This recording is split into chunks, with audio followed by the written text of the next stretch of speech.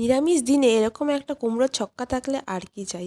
তাহলে বন্ধুরা নিয়ে চলে এসেছি আজকে একটা কুমড়োর ছক্কার রেসিপি। তো দেখতেই পাচ্ছ কুমড়োগুলোকে আমি ভালো করে ডুমো ডুমো করে কেটে নিয়েছি আর নিয়েছি ছোলা ভিজানো।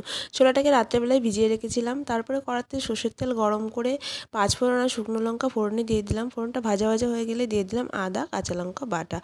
তো আদা কাঁচা লঙ্কাটা একটু ভাজা ভাজা হয়ে গেলে তারপরে দিয়ে দিলাম কুমড়োগুলো দিয়ে ভালো করে আমি নেড়ে নিয়ে তারপরে এখানে দিয়ে দিচ্ছি দেখো নুন, স্বাদ মতো হলুদ গুঁড়ো, সব একসঙ্গে মশলাগুলোকে আমি দিয়ে দিচ্ছি, দিয়ে ভালো করে নেড়ে নেবো। তারপরে এখানে দিয়ে দিচ্ছি আমি জিরে গুঁড়ো আর স্বাদ মতো ধনে গুঁড়ো। তো দিয়ে ভালো করে এবার আমি এই কুমড়োটাকে কষিয়ে নেব। যতক্ষণ না কুমড়োটা ভাজা ভাজা হয়ে যাচ্ছে ততক্ষণ কষিয়ে নেব। আর এর মাঝখানে আমি কিন্তু ছোলাও দিয়ে দিলাম, তাহলে ছোলাটা কিন্তু খুব সুন্দর সিদ্ধ হয়ে যাবে।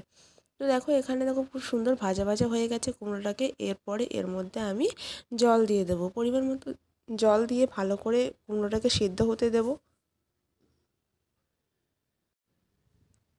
তারপরে দেখো 10 থেকে 15 মিনিট পরে কুমড়োটা কিন্তু আমার অনেকটা সিদ্ধ হয়ে গেছে, ঝোলটাও অনেকটা কমে এসছে। এবারে আমি দিয়ে দেবো ধনেপাতা কুচি।